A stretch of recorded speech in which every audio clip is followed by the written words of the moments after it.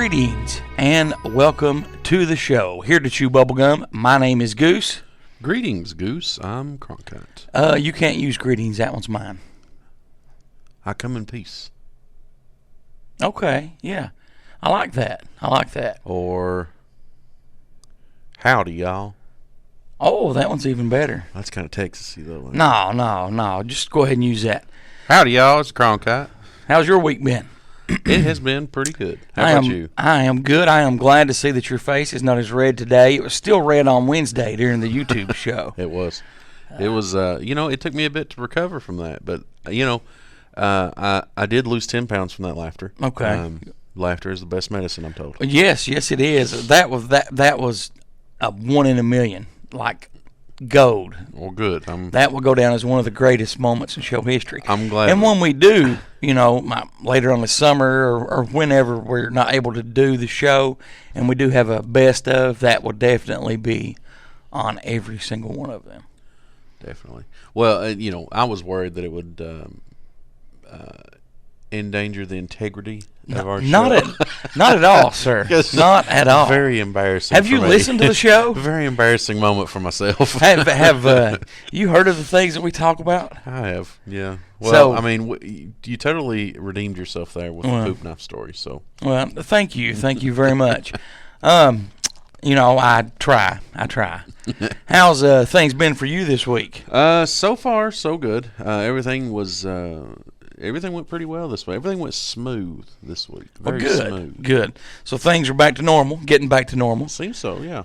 What episode of Cobra Kai are you up to? I've made it up to episode 6. Episode 6? Episode 6. How many episodes are in the season? There's 10. So you actually broke your rule and you read and you watched. It was. You watched more than one this week. I got wrapped up in it. I had to see. Really? To see what was next. Wow. Somebody saw. So what happened in the last episode you saw? Don't put me on the spot. I can't remember. It's been like a week ago. Well, so? I have watched it 3 times. Well, and it's the kid that was in the wheelchair at the beginning of the episode or the beginning of the season. Miguel. He is starting to be able to stand on his own. Right. The LaRusso guy or the Karate Kid. He is now got his dealership back together and going again. So. And then the John Kreese character put a snake. Put a snake in one of the new cars. Yeah. Yeah. So okay. That's where I'm at. Okay. All right. Well, I actually started watching a show that you recommended a few months ago this week, Hellier. Yeah. Yeah. What do you think about it?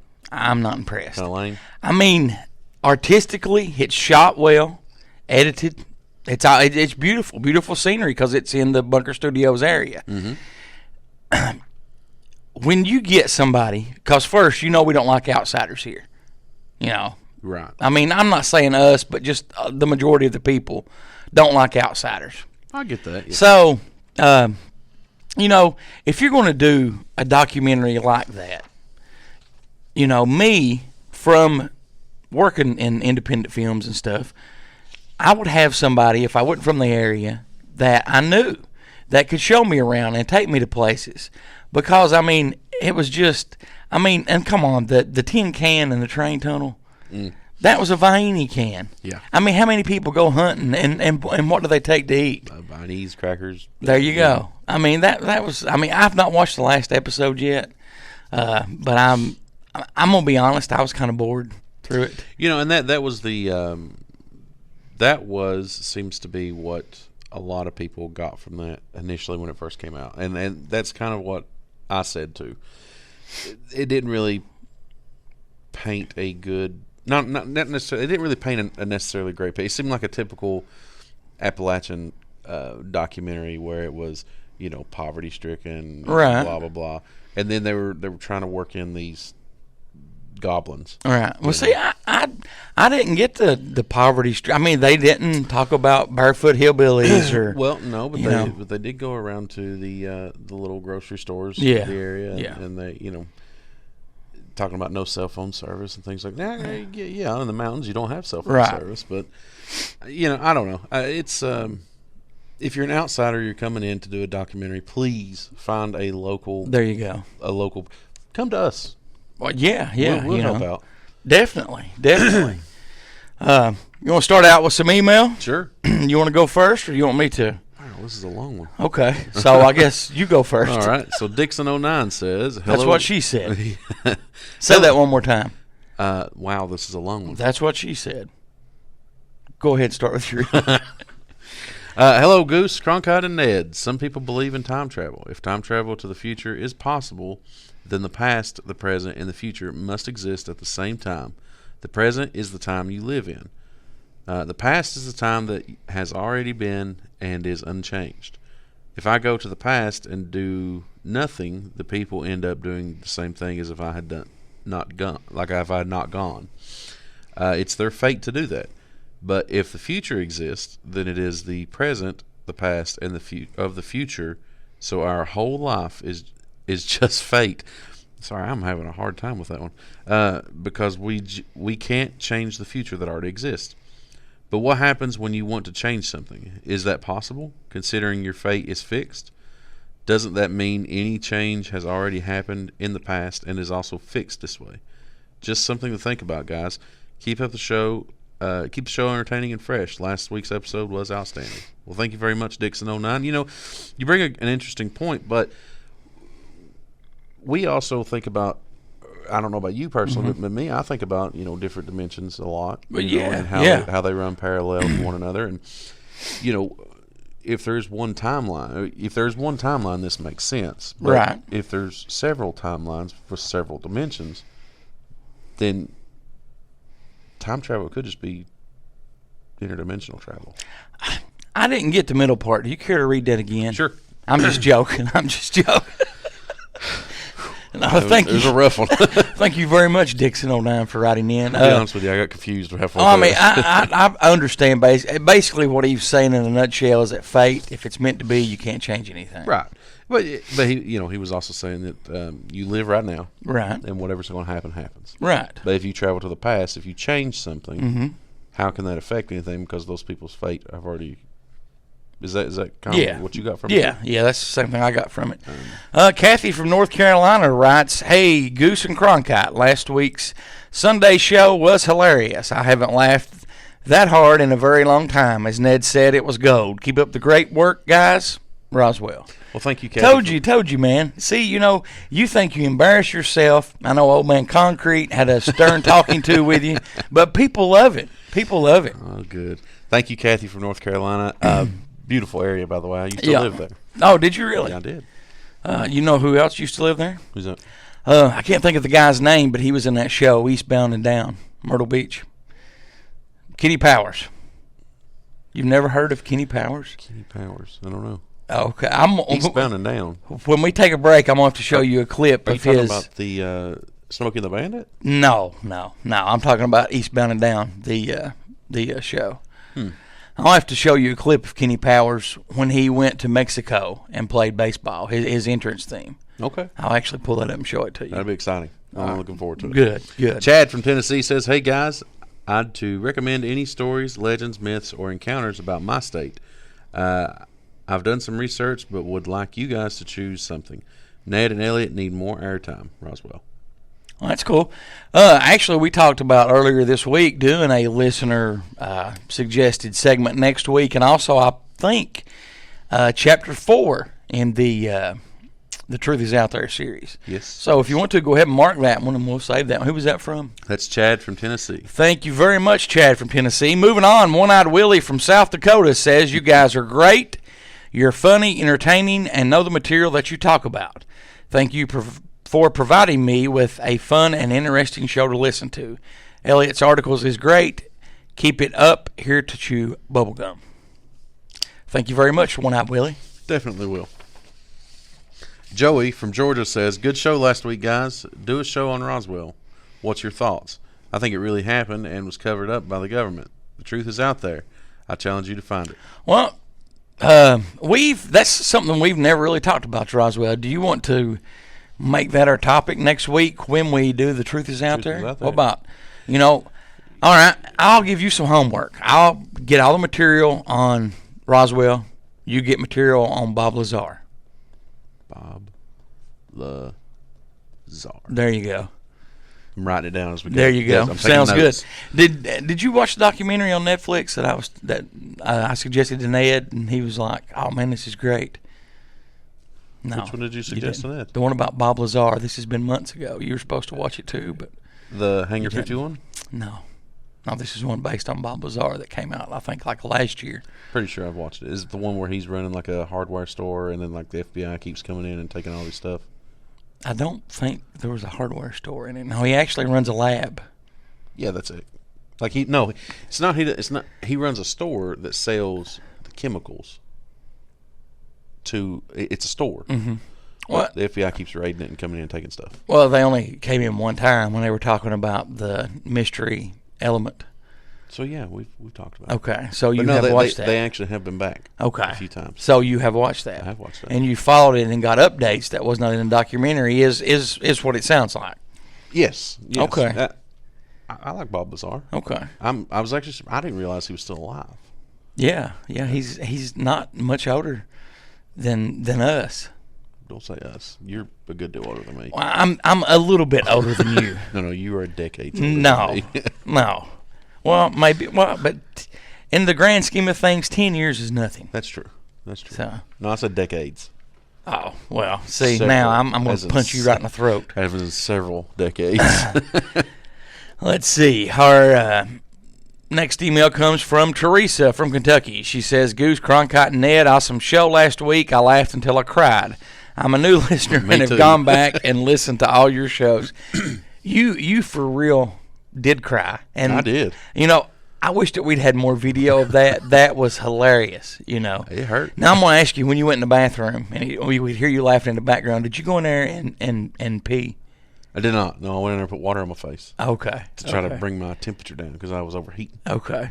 I was laughing so hard. I was making all that fusion inside. Right. It was coming up. Gotcha.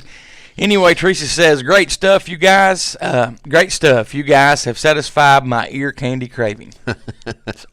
That's a common theme. We are ear candy. Yes, we are. Thank you very much, Teresa. All right.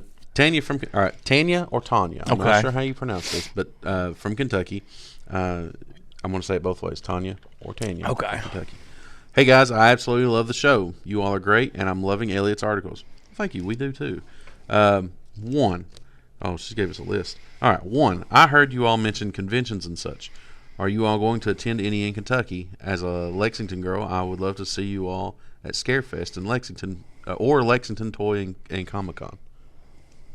What's your thoughts on that one? We can do It's- that. It's a list. We can definitely do that. That was one, when we were talking about conventions that I was thinking about anyway. So I'm a big fan of going to Lexington Toy and Comic-Con. I have never been to that one. That's one I've never been to. I've never been there either. But I started to go a few years ago, but something happened and I wasn't able to. I understand. All right. Two, I love that you all answer emails. Does Elliot and Ned have emails too? I would love to ask Elliot about some Men in Black cases.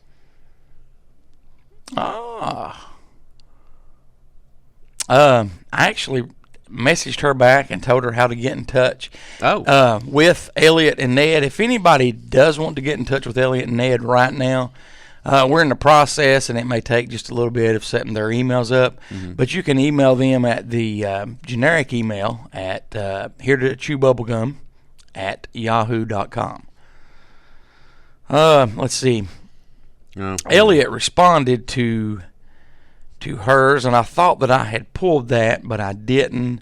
Did you say Yahoo? Yes. Okay. Here to chew bubblegum at yahoo.com. I don't think that I had that. I apologize for that, Tanya. And but I know that Elliot did respond, and I think that Ned did respond because he told me too. That he's just basically hanging around with his friends and just kind of got dragged into it. So He certainly did. So number three, speaking of Elliot, will he ever be in studio with you guys? He seems to know his stuff.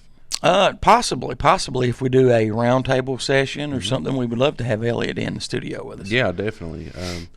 Number four, Ned needs more time on the show. We've been saying that for months. And we actually have some gear for Ned today, but guess what? Ned's not here. And Ned's not here. So We can't, I've not heard from Ned. Have you? I talked to him a little bit yesterday, but he was definitely not on the West Coast, so Okay. you can't use that excuse. Well, this week. he told me earlier in the week that he was going up north for some kind of some convention that had a bunch of letters in it that really didn't make any sense to me.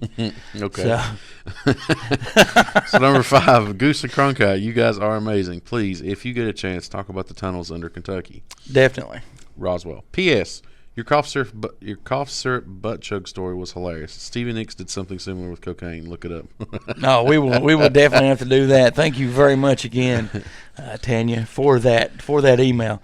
If you want to mark that one, let's save that one for next week too. Listener segments, Tunnels Under Kentucky, Okay. which kind of goes to what we were talking about a little bit earlier about the Hellier show. Yeah. Is it a legit fact that Mammoth Cave runs under parts of eastern Kentucky? Well, that's what they were saying in the documentary, and I don't know for sure. I mean, but there are parts of Mammoth Cave that have never been. Right, but I have never heard that. I've never saw any claims. Never saw any maps. Yeah, until I saw that docu-series or whatever you can call it. I had never heard that either. I don't know. So that would be a good question. If anybody from the Mammoth Cave area or there you go. Please write in, let us know, or if anybody knows anything about caves in Kentucky, if they're in fact cave. I mean, that's like more or less the length of the state underground. If there is in fact caves from the western to eastern part of Kentucky that do connect, please write in and let us know. Let's see. Last name Warner from Kentucky writes, I hope that things get back to normal, that I'm able to meet you guys at a convention this year. Definitely. Do you have any merchandise? I know you've. Yeah, I've not got around to it yet. I've not updated the website either this week. I apologize for that. Oh, you had beans last night. Shame on you. Something's happening here. Well, do we need to break away, or are you good? I think I'm good. Okay. Do you have any merchandise? I'm interested in buying some merch to show my support as a fan. Last week's show was amazing. Cronkite's laugh is hilarious. I don't know why I always want to call you Concrete. Cronkite's laugh is hilarious. Yes, it is, and thank you very much, last name Warner. That's fantastic. So, yeah, see, that makes you feel better because you were talking before we started that you felt a little bit down. You were embarrassed. Yeah, I was embarrassed because I can't control my fits of laughter. Are you ticklish? If I reach over, don't touch me. Okay, so like old man Cronkite said that I laughed like the Joker who had just put a bomb in Gotham City. Well, I apologize. I hit my headpiece there. I'm sure you'll hear that in the playback. Sorry about that. I wouldn't describe you as the Joker. Well, because I don't have face paint. No. Have you ever saw the Lion King, the original cartoon one? Mm-hmm. You know, what is it, Ed? The jackal. Yeah, there terrible. You go. No, I like the Joker now. Because I like the Joker. Okay. I think the Joker would be cool. Yeah, but I'm all out of emails. But you look more like Ed. I may look like Ed, but here you go. Take that one, sir. I have the personality of the Joker. We'll say that. Sure you do. Movie fan from Illinois says, "Hey guys, there's a movie fact for you.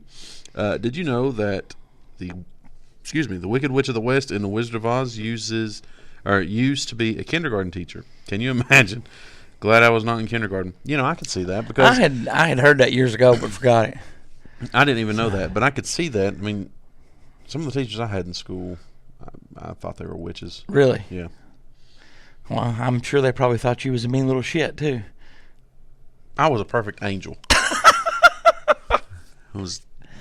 I don't know if I buy that or not. Perfect angel. Goose. I don't know if I buy that or not. Let's see. Poison Apple from Tennessee says, hello, here to chew bubblegum. Cronkite and Goose, you guys are great. We need more Ned and Elliot. I'd like to hear them do a show. Roswell. Ooh, that's a good idea. That is a good idea. I don't know if Ned would be up for that. Ned would not be up for that. Ned is, he's a weirdo. We've took baby steps, and hopefully, in the show later on, in this show, we will have Ned speaking and stuff, have him mic'd up and ready to go.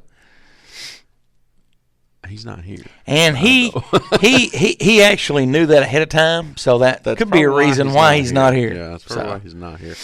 So UFO Watcher from Pennsylvania says, Cronkite, I also invite you to come to my state and play the elevator game. I'll join you, Goose and Ned, in the game. After we do that, we can skywatch for UFOs and then hunt for Bigfoot. Grow a pair, Cronkite. It will be fun. You know what? Fine, let's do it. Let's do it. That is a good one. No, let's do it. Yeah, grow a pair. Yeah, Cronkite.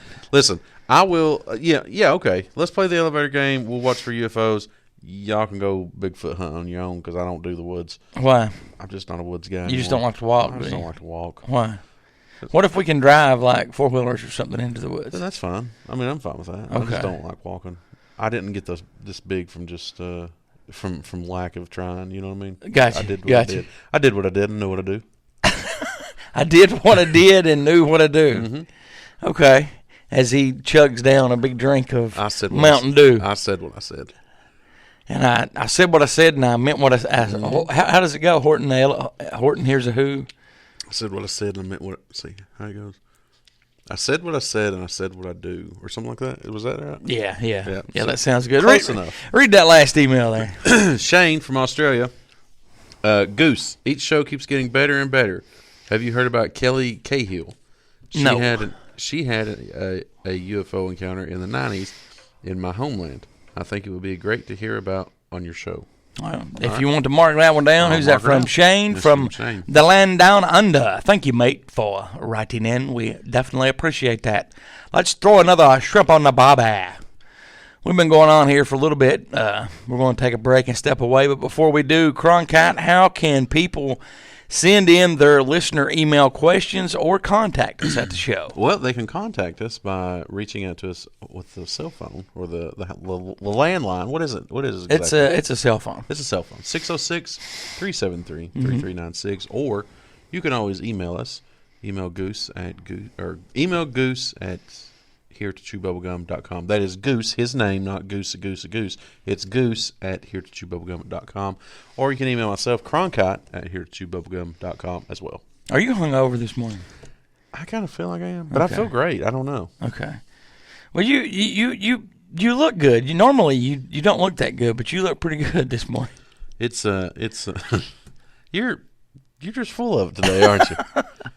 We're going to take a short break, and we'll be back in just a moment. Be sure to check out heretotchewbubblegum.com. Are you a horror movie fan? Yeah, I dig horror movies. Are you searching for a great internet horror talk radio show to listen to? Why, sure, that sounds quite spiffy. Then you need to tune into deadpit.com. It's the original horror talk radio show. Dead Pit is a show by the fans and for the fans. Uncensored and unbiased opinions are the goal of the show, giving fans honest reviews on new films and vintage classics of the horror genre. Make deadpit.com your #1 horror station destination.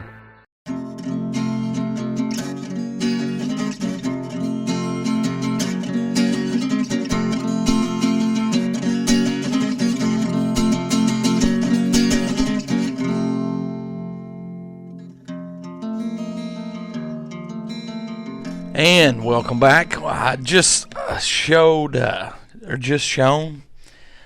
just played for Cronkite the Real American Kenny Powers baseball entrance. What did you think about that? I feel like every convention we go to, we have to do that now. Well, I think you have to do that because you have the goatee. We can get a perm wig, and you actually favor Kenny Powers. You know, I won't dispute you on that. I do. And actually Danny McBride's not that far away from here, Really? Yeah, he was started in Mars Hill, North Carolina. Really? Yeah. I didn't know that. And his first film that got him noticed was an independent film called The Foot Fist Way. So That's interesting. yes, I'm full of knowledge about independent films and stuff like knowledge. that. Welcome back to the show. We hope you enjoyed the first half. I know we enjoyed the first half. We're going to talk about, starting out segment 1, talking about the Flatwoods Monster. Mm-hmm. Have you ever heard about the Flatwoods I Monster? have not. The Flatwoods Monster, also known as the Braxton County Monster, from Flatwoods, West Virginia, is a West Virginia folklore. It was reported to have been sighted in the town of Flatwoods in Braxton County, West Virginia on September 12, 1952, following the appearance of a bright object crossing the night sky. Nearly 50 years later, investigators concluded that the light was a meteor and that the creature was probably a barn owl. that was perched in a tree, with shadows making it appear to be a large humanoid. You know what? This was on Project Blue Book on Yeah. the History Channel. Yes, it was. Yes, I remember this one. Okay, now, how bad of an eyesight would you have to see if you thought a barn owl was a humanoid figure? I mean, you would have to be. I mean, You'd have to be blind as a bat. so all right. So the thing is, if you let's say that you were around this area. Now, with Project Blue Book, they made it look like this whole area was on fire and there was destruction and Right. everything from when this thing hit. Yeah, I guess your eyes could play tricks on you. Mm-hmm. But if an asteroid impacted that close, there's not going to be an owl that close. No, There's not. there's not. You know, even what minutes before impact, you know, Yeah. animals sense that stuff and run and Yes. fly away. Yes. And that was my point exactly. Let's see. So at 7:15 p.m. on September 12th, 1952, two brothers, Edward and Fred May, and their friend Tommy Heyer said that they saw a bright object cross the sky and land, not crash, but land on property of local farmer G. Bailey Fisher.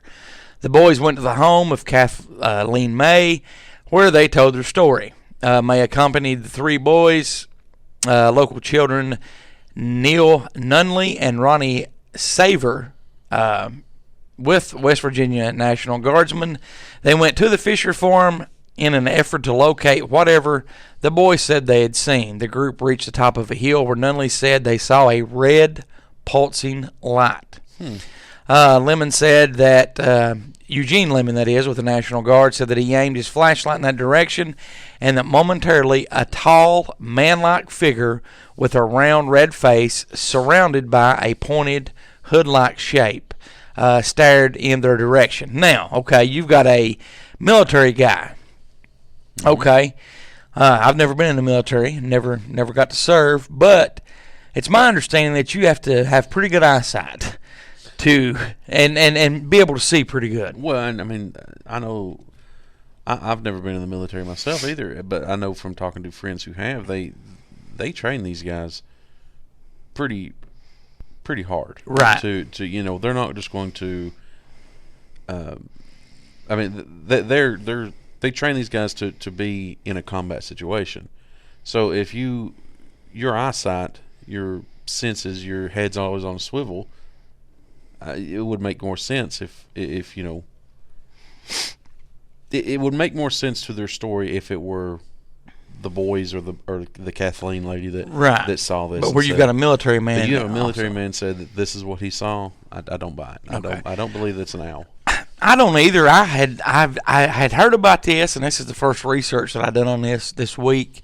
You know, we had something earlier Friday. Don't let me forget after we get done with this story that we'll talk about. I have a new understanding for people, and I'll explain that to you. But anyway, so you had the guy, these kids, and a lady. They took them to the place, and Kathleen May, she described the figure as having small claw-like hands, clothing like that folds, and a head that resembled the ace of spades. According to the story, when the figure made a hissing sound. Have you ever heard an owl make a hissing sound at somebody? I've not either. No, I've not either. It then glided toward the group. Lemon screamed and dropped his flashlight, causing the group to run away. So you have a trained National Guardsman who screamed and ran away from an owl. Are you buying that? I don't buy that at all. Me neither. The group said they also smelled a pungent mist and had later said that they were nauseated. The local sheriff and a deputy have been investigating reports of a crashed aircraft in the area. They searched the site of the reported monster, but saw and heard or smelled nothing. Let's see. According to a former news editor, newspaper stories carried the story throughout the country. Radio broadcasts were carried on large networks, and hundreds of phone calls were received from all parts of the country. The National Press Service in 1952 ranked that story as number 11th that year. Okay, so Joe Nickel with the Committee for Skeptical Inquiry did an investigation in 2000 and concluded that the bright light in the sky reported by witnesses on September 12th was most likely a meteor. Okay. Okay.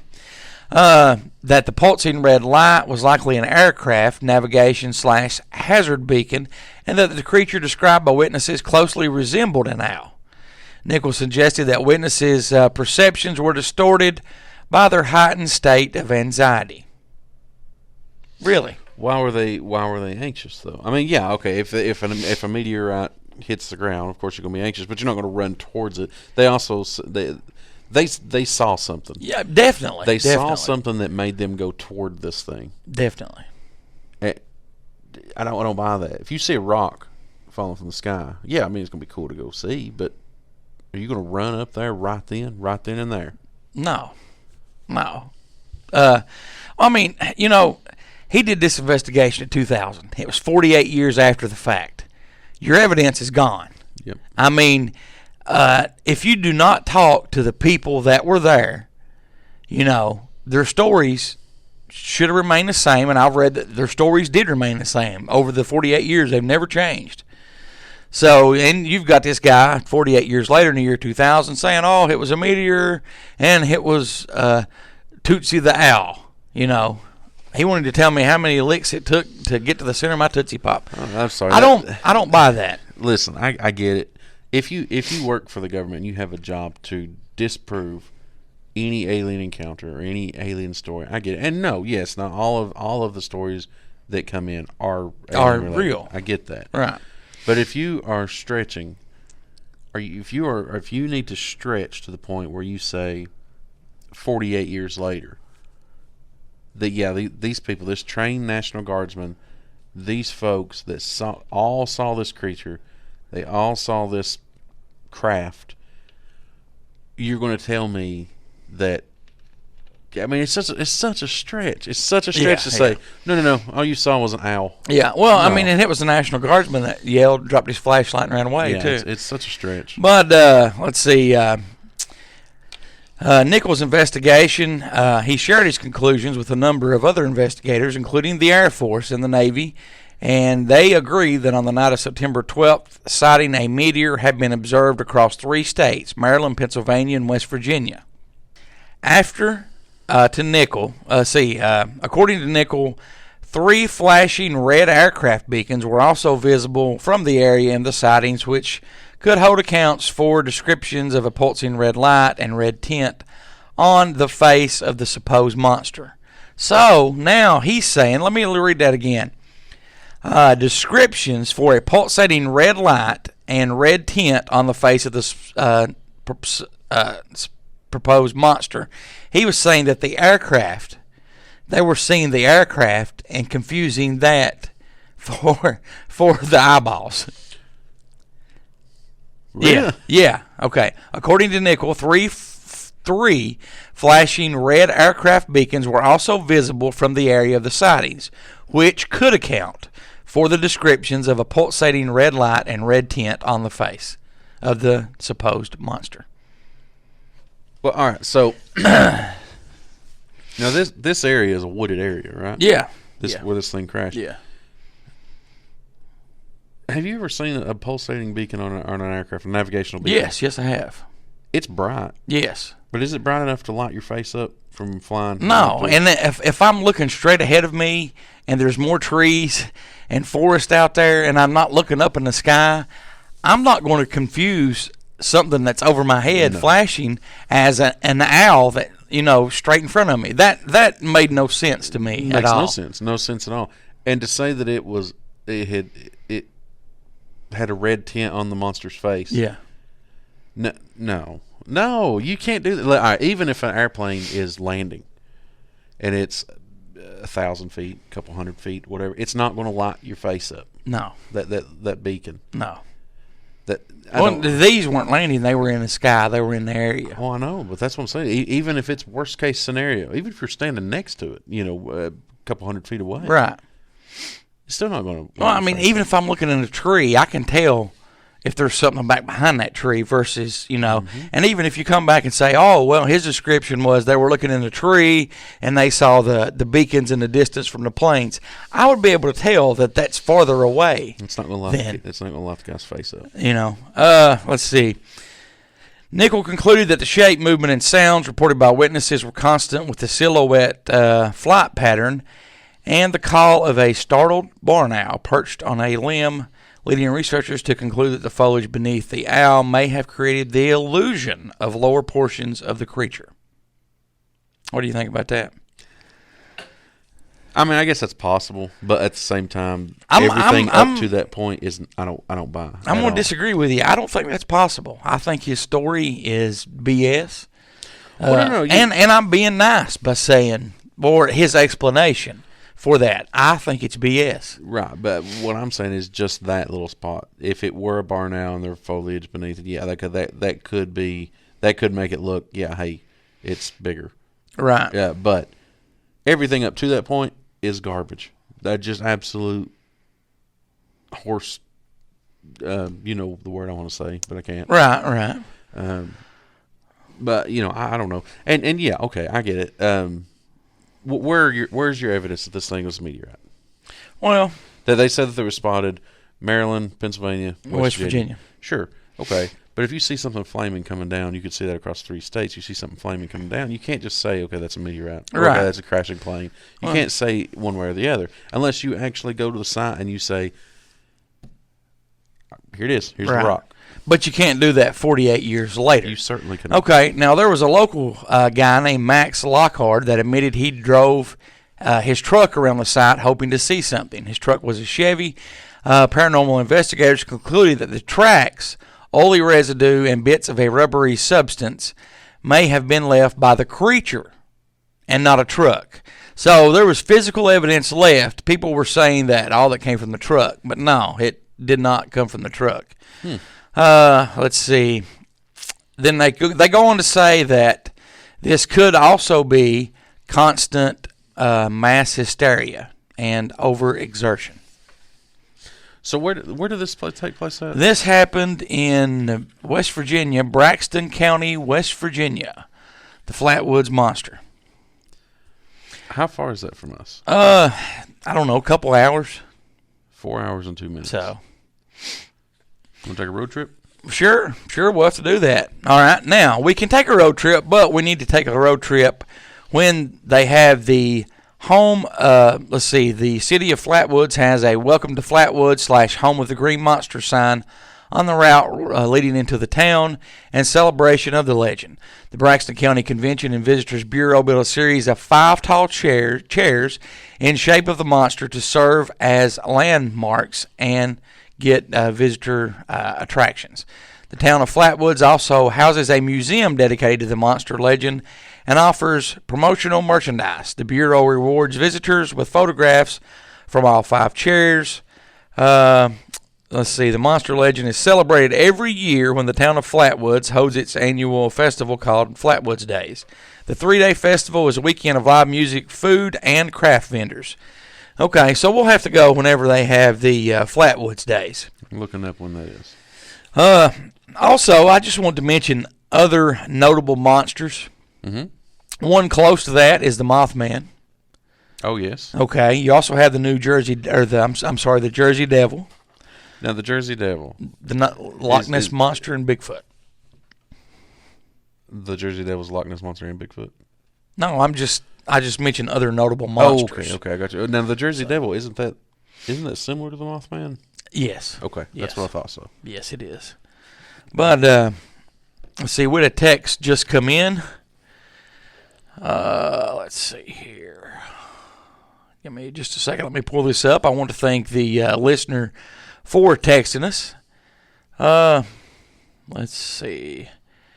Eastern Kentucky has always been a place filled with mystery. My grandparents would talk about the old ways. What superstitions or old wise tales do you truly believe? That is a good question. Thank you very much. Again, Cronkite, Eastern Kentucky has always been a place filled with mystery. My grandparents would talk about the old ways. What superstitions or old wise tales do you truly believe? When I was little, I heard about the one called the Sack Man. Have you ever heard about the Sack Man? I've not. Okay, when you were little, or when I was little, the Sack Man was supposedly an unknown guy. If kids were mean, he would come out and get the kids and put them in his potato sack. And nobody would ever see or hear from that child again. I'm not saying I believe that one. That's one that sticks out in my mind. Right. One that I believe, I mean, we have a lot of strange things happen in eastern Kentucky. As far as going back in time, I really don't know. I think more of those would be paranormal. If we're talking about today's time, the UFO that hung out in October 2012 for a couple hours, there's no way that was an internet balloon like they claim. No, I So- don't know that. I would have to say, all right, so this was something I didn't know about until it actually happened to me. Okay. And I still don't know exactly what happened, but supposedly, if you have a wart, like a wart on your finger or Right. hand or whatever, there is something you can do. You take a rock, and in this case, this guy took a lava rock out of a landscaping. He rubbed it on the wart on my thumb, and So this actually happened to you? this actually happened. Yeah, Okay. I used to have a wart here, Okay. here, Right. and here. Put your And- shirt back down. That was my third nipple. Oh, okay. Sorry. So he actually rubbed that rock on it, did something, took 7 steps backwards, threw it over his right shoulder. And I was like, this guy's crazy. I'm 12, 13. This guy's nuts. A week later, they were gone. Really? They fell off. No, I don't know what it was. so they fell off or they just disappeared? They peeled off like dry skin. Wow, that's wild. Yeah. I have, like you take a dowsing rod to look for water, or, I mean, that's something that I've seen people do that's always kind of intrigued me. Yeah. And they would find water, I mean. That is pretty neat how So- the sticks cross and that's where your Yeah. water is. Yeah. That's pretty neat, yeah. So, I mean, there's a lot of old ones out there. The Flatwoods Monster Festival has not been scheduled for this year yet Due to COVID. due to COVID. Right. But once it does, then we'll have. Well, yeah, definitely. We'll definitely do that. Switching gears just for a minute. Friday night, you sent me a text about something in the sky. I did. I went out and looked, and I found it, and I looked around, and I saw 2 others just like it. Well, I'd seen something that was very bright. So in the sky, let me just kind of give the backstory. Okay. So I was just driving around town, Right. bored Friday night, and I seen something that was very bright in the sky. And by bright, I mean could have been a helicopter bright. Right. You know what I mean? Like they could have been the landing lights of a helicopter. Because we have those a lot here. Yes, we do. And I watched it for a minute. It flashed from white to blue to red to green. So red, green, and white are your navigational beacons for aircraft. So I just watched it. The blue kind of stumped me. But then it continued to flash very quickly and very rapidly. And it stayed in one spot. Okay. And it was much too high to be a helicopter. Now- And too low to be a star. And then to the left, I seen one of the things that you were talking about. Okay. But I didn't see the third one. Okay. I saw 3, and I watched them for like 10 minutes. And like you said, they were flashing different colors back and forth. Now, and I watched these for like 10 minutes, and after about 10 minutes, one of them just went right straight up in the air. Now, I tried to get pictures or video of this. Yes. I do have a new appreciation for people that I'm like, why do people grab the crappiest camera and go out Yeah. and take pictures? I totally understand. I totally get it now.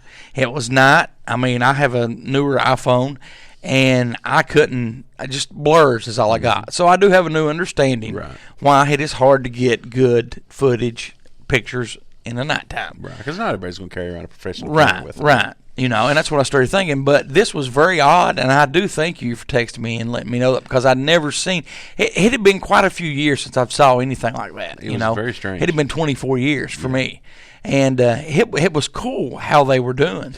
Well, now, see, I didn't see it go straight because I went into a store there. Right. So you said it went straight up? Went straight up. God, chills on the back of my neck. And the sky was totally clear. There was no cloud Nope. coverage. It was very nice. And it went straight up. and the other two just kind of gradually faded away. I don't know.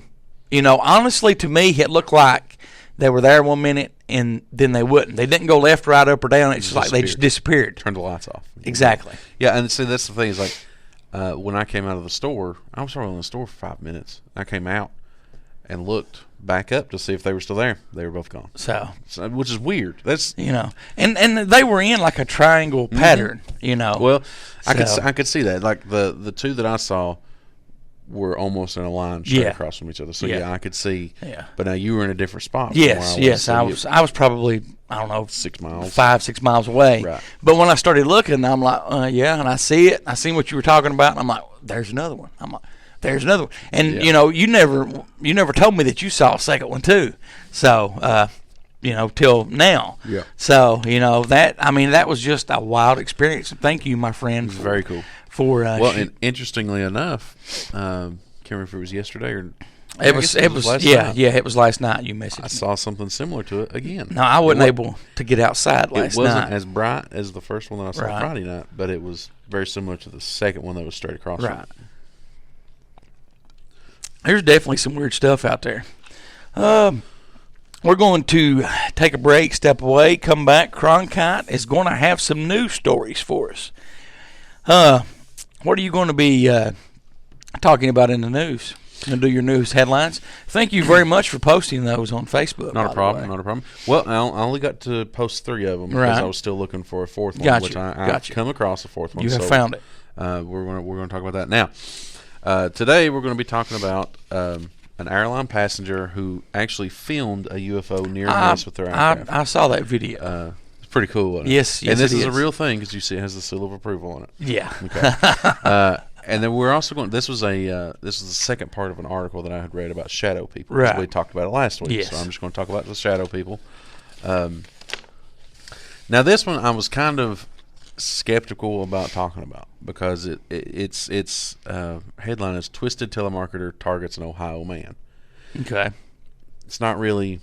Right. It's not really here to chew bubble gum, Hey, we can talk about whatever we find interesting. but I know that we had talked about telemarketers before and Yes. how much fun.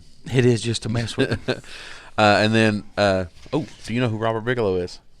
Yes. Former owner of Skinwalker Ranch. Yes, I do. So entrepreneur Robert Bigelow offers nearly $1 million for evidence of the afterlife. Okay. That's what we'll be talking about. So has he switched gears now? From what I gather on the Skinwalker Ranch stuff is that he was always kind of interested in Afterlife. afterlife. 'Cause- Well, he was also like the Elon Musk of the 90s. right. Yes. Well, he's still pumping stuff out. And you know how he got his money, correct? He's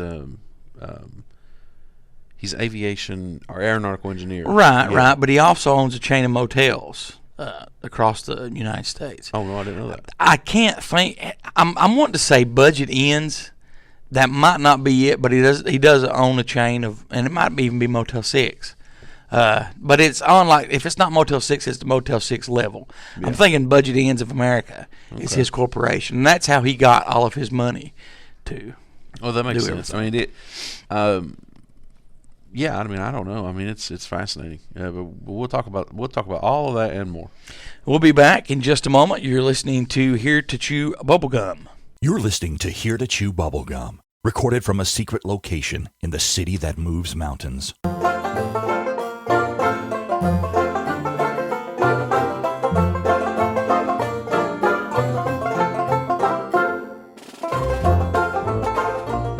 It's now time for the news, with Cronkite on here to chew some bubblegum.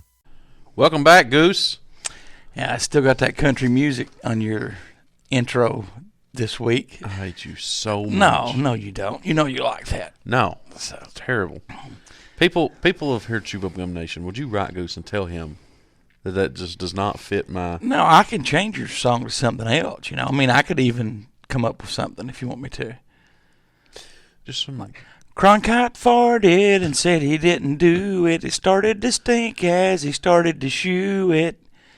It rolled down his leg and splatted on the floor We could do as that. he was standing at the bathroom door. He got in the shower to wash his butt, and there he found a big old crusty peanut. So wait a second. Did Cronkite you just farted and said he didn't do it. farted a whole peanut? Yeah, yeah, So wait a second. Did you just make that up? yeah, for real.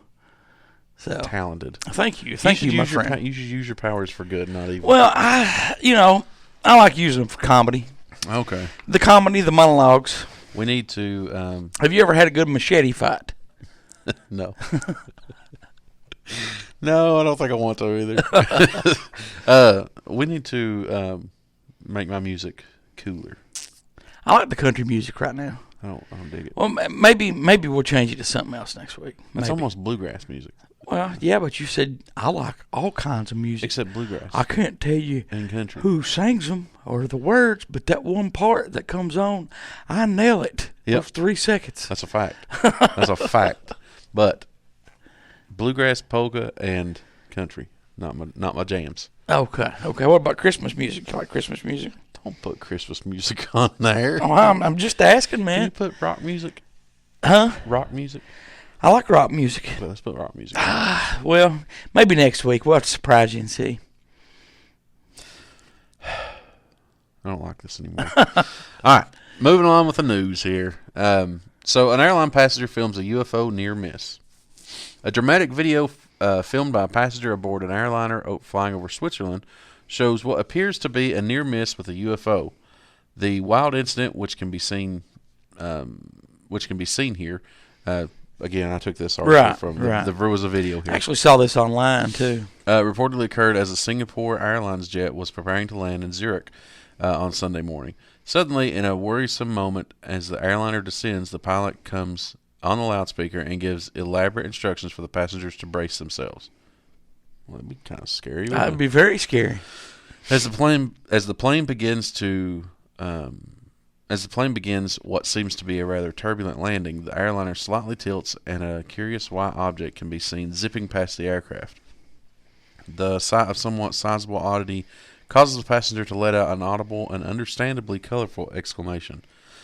Based on the manner in which the pilot cautioned the people on the plane, it is believed that he likely saw the object coming towards them and was preparing for a possible collision.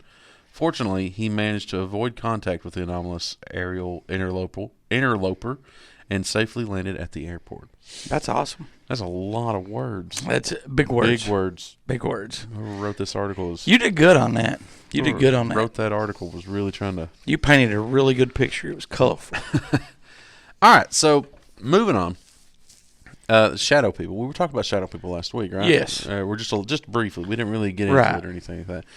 So, with nearly 30 years of involvement in the paranormal, Mike Ricksecker serves as an investigator and a ghostorian, quote unquote, with Society of the Haunted and regularly travels to speak about the paranormal. In the second half, he discussed in his new work on shadow people, exploring who or what these dark beings may actually be, and sharing people's ominous encounters, as well as his own interactions.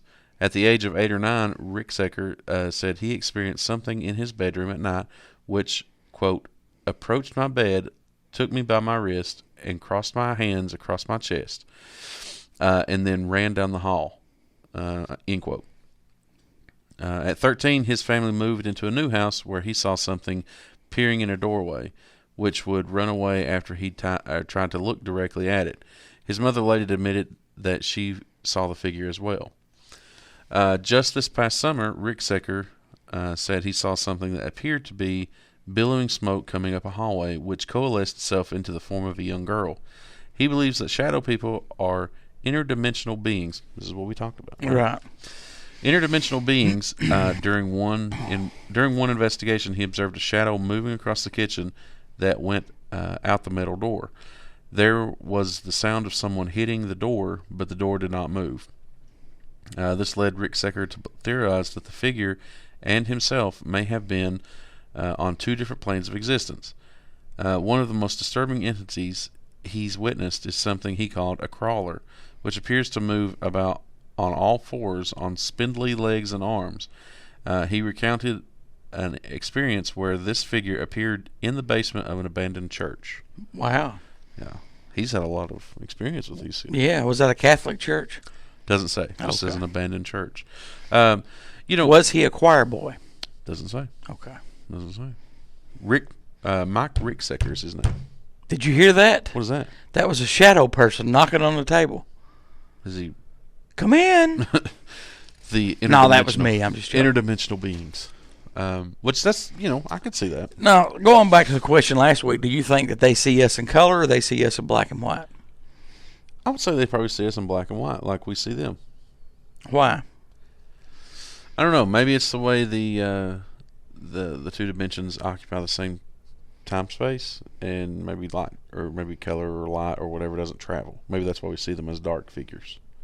That's actually a really good point. I've never thought of that way. Man, Touche, my I friend. just come across with some good stuff. One for Cronkite. I'd agree. All right.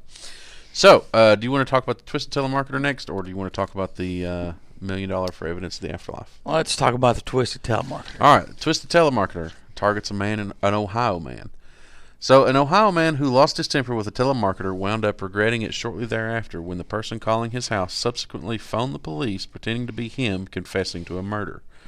According to a local media report, the bizarre incident occurred on Monday afternoon as John Karras was working around his house in the city of Marietta. Over the course of the day, he had grown increasingly annoyed by calls from telemarketers and declared that the next person that calls, I'm going to really let them have it. True to his word, Karras did just that when someone rang his phone with another "can't miss this offer" and was promptly lambasted with an irritated homeowner.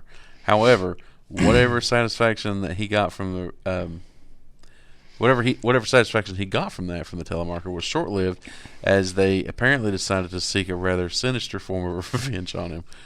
The person who called his home proceeded to phone the Marietta Police Department using some kind of spoofing technology, displaying Karras' home phone number, and they had a rather chilling message for the cops. "Sir, my name is John Karras," he said. The person said, "I am calling to surrender myself because I just killed my wife." As one might imagine, the report drew considerable concern from the police, who dispatched officers to investigate the situation. Upon their arrival, Karras attempted to explain that his wife was fine, but the cops opted to err on the side of caution and actually forced him to exit his home at gunpoint. They handcuffed him, and while they got to the bottom of the odd call, once it was clear that his wife was perfectly fine, it was soon determined that he had been framed by the telemarketer who had yelled at earlier. Scared the living heck out of me, the shaken homeowner recalled. But it was what they had to do. Unfortunately, since the call that was made to police was spoofing Karras' phone number, it is unlikely the authorities will be able to determine who is behind the unsettling incident. Yeah, that's hard to do. I actually did something like that years ago, similar, So, and had they called my house. So the telemarketer, and then after I talked to them and pretended to be somebody else, they actually called the police, and the police called. oh wow. Making sure everything was all right and stuff before they actually sent somebody. So we oftentimes we don't take into account that the people on the other end of these telemarketers. Oh yeah, they're people. Yeah, And they're just as crazy as the yeah, rest of us. yeah, and they have technology to be able to spoof calls and stuff. So, have fun with these people at your own risk. I would still have fun with them. All right, so moving on. Entrepreneur Robert Bigelow offers nearly $1 million for evidence of afterlife. Robert Bigelow has launched an intriguing competition in search of evidence for the afterlife and has put up nearly $1 million, which will be awarded to the winning entries. The president of Bigelow Aerospace is well known in UFO circles for his many initiatives aimed at solving the mystery of phenomenon, as well as other matters of high strangeness, including the bizarre happenings reported at Skinwalker Ranch. Now, Bigelow hopes that his considerable fortune can be used to answer one of humanity's greatest questions: is there an afterlife? This past June, he launched the Bigelow Institute for Consciousness Studies, with an aim to support research into both the survival of human consciousness after physical death, based on data from such studies, the nature of the afterlife. The organization notes that even though everyone on Earth will eventually die, there seems to be no serious research being done on what actually happens when such an event occurs, lamenting that the current scientific paradigm does not treat afterlife studies seriously. The BICS argues that it is probably time to end his closed-minded approach. As such, they have launched an essay contest seeking hard evidence beyond a reasonable doubt that takes us beyond religion or philosophy and provides a body of knowledge to be brought widely into the public arena. These papers, the BICS envisions, will focus on scientific evidence and be backed up by the documentation, whether it be credible witnesses or photographic data. Judging the papers will be a panel that includes a number of experts, including investigative journalist Leslie Kean and professor of religion Jeffrey Kripal. While the competition is open to everyone, in order to actually submit an essay to the BICS, BICS. No. Okay, yeah, I thought you said something else there for a minute. No. I realized the way it sounded as soon as I said it. So, prospective entrants must first complete an application to the organization. Should they be approved, they will have until August 1st, 2021 to produce a paper detailing their research into the afterlife. The winners of the competition will be announced on November 1st, 2021, with the first place netting a whopping $500,000 and runners-up getting $300,000 and $150,000 respectively. So if you're looking more about the competition, you can check out the BICS website and be sure to tune in to. So this is a shout out to Coast to Coast. Oh, okay. They're actually doing an interview where Robert Bigelow will be George Knapp's guest in the first half of the program. Okay, so so will be all we today. have to do is write an essay. Yeah, that's When it. was the last time you wrote an essay? It's been, how long have I been out of high school? 20 years? Yeah, every bit of it. So, Just might need to brush up a now, little bit. do we actually have to, does our essay have to be true? No, I think the essay is just to outline how you would go about doing the study. And then they would award you that money so that you could do the study. Oh, so then you actually have to do this Then you have to study. actually do work. That's too much work. That's a lot of work. I looked it up, too, where you're reading that, and it was actually Budget Suites of America is what hotel Okay. chain he owns. See, I didn't know that I knew that he was an aerospace engineer, and I knew that he worked closely with the government on Right. that kind of stuff. But Right. I had no Yeah, he idea got that started was- in hotels. There you go again. Please, there's a thing called Gas X. Use that next week. I never knew that, the Budget Suites of America, I don't remember any clever commercials for them or anything. I don't either. You know, And I didn't know that he was. this is Tom Bodette, and we'll leave the light on for you. I think it's Motel 6. Yes, it is. That's why I was Yeah. saying that. So, Yeah, I don't think. I didn't. I know I didn't know that. this is Tom Bodette. I know I didn't. Robert know that he- Bigelow's an asshole. Tom, you cannot say that on our show. Stop that. Like I said, I had no idea that he was in the hotel game. This I is had no Tom idea. Bodette. Cronkite has nipple rings. Tom, please stop. All right, Tom. Tom, come on, Tom. You ready to move to segment 2? This is Tom Bodette. Tom, beat it. Get out of here. Yeah. So you're going to talk about the mystery of the shrunken Atlantis pyramid in the Atlantic Ocean that sparked Navy investigation. That's what I have a feeling you're going to talk about. Well, you're very close. Okay. What I'm actually going to talk about is the mystery of the sunken, Okay. not shrunken, Oh, okay. Sorry. Atlantis pyramid in Atlantic This is Ocean Tom Bodette. that sparked Navy investigation. So the underwater pyramid was discovered by a sailor off the coast of Portugal's Azores Island. That the structure is thought to be 60 meters high, with a base of nearly 8,000 square meters. Wow. It's a big one. The mythical city of Atlantis has long been shrouded in mystery, with debates raging over various theories of its existence. But could this be proof it was once a thriving metropolis? Maybe. Maybe. Tell us about it. All right. Navy crews in Portugal were summoned after a sunken Atlantis pyramid was discovered off of the Portuguese Azores Island. The discovery was made accidentally by a local sailor who was looking for good fishing grounds. He used digital scanning devices to help him locate the hidden pyramid. It was found in an area of the Atlantic Ocean that has been covered by water for around 20,000 years, coinciding with the last great ice age of the northern hemisphere, where the glaciers started melting 2,000 years earlier. Experts reckon whoever was living there before the ice age was probably responsible for building the pyramid. It was discovered by a gentleman in the islands of There you go. Teresia and San Miguel, the biggest island on the archipelago. Yes, archipelago. And it is said that the structure is Archipelago. structure is perfectly square. This discovery is thought to be around 60 meters high and a base of 8,000 square meters. He said that he came forward with the discovery so that the mystery could be unraveled.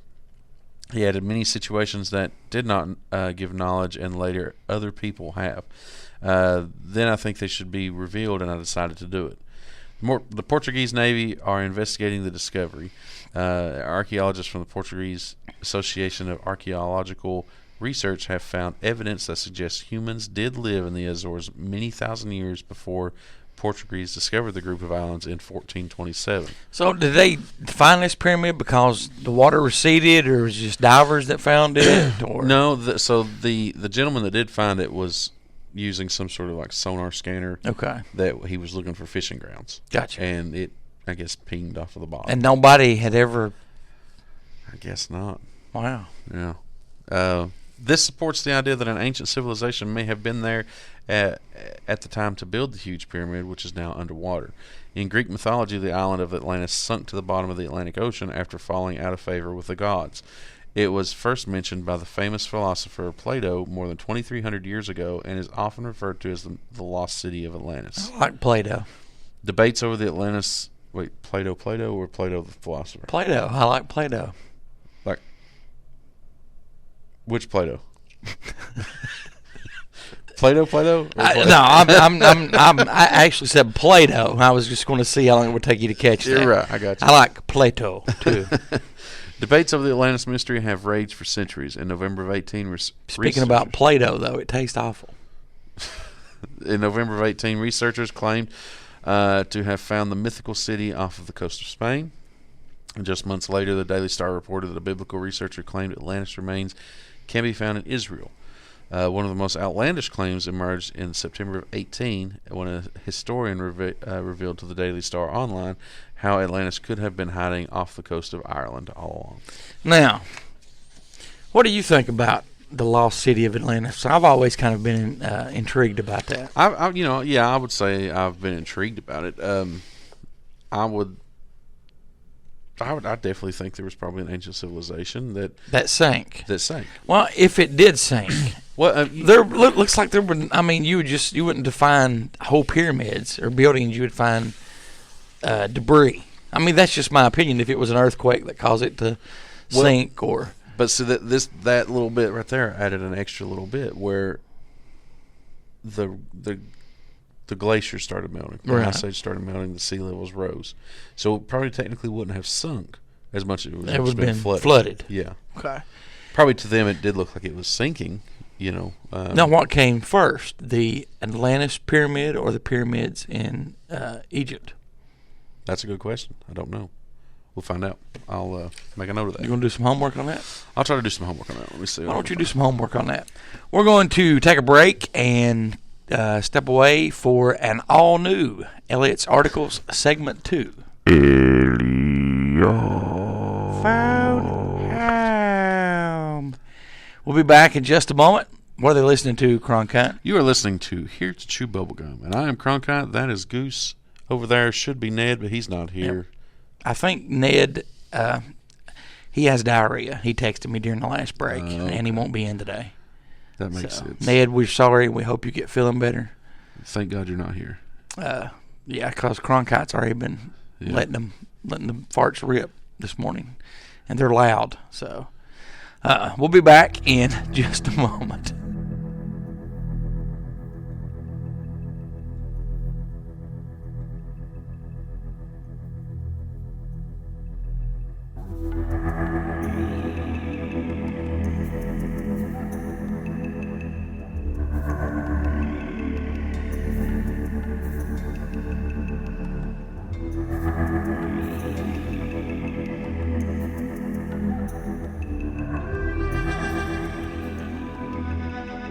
Good morning, good afternoon, good evening. Once again, it is Elliot with Elliot's Articles here on Here to Chew Bubblegum. And today we're looking at Montauk Project Part 2. Now, last week I said that we would go into the people of the Montauk Project, Preston Nichols, Al Bielek, Duncan Cameron.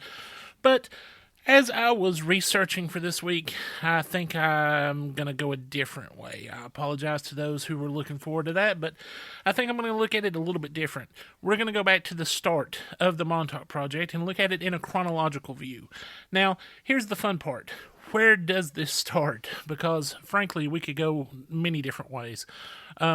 We could talk about Atlantis, because, yes, Atlantis is involved in this. We could talk about the end of the Civil War, because apparently Montauk soldiers went back and ended the Civil War in a different way.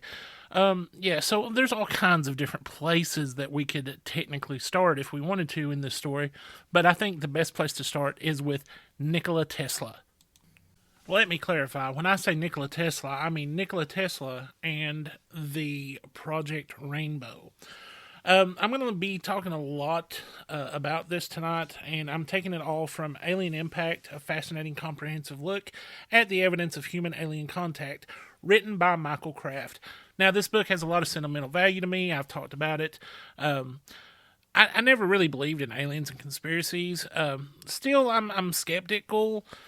I do believe a lot in ghosts, don't get me wrong, but this is the book that led me down the rabbit hole of aliens and conspiracies, and I've been trying to dig my way out ever since, but I am going to be reading from this book tonight, and starting off with Nikola Tesla and Project Rainbow.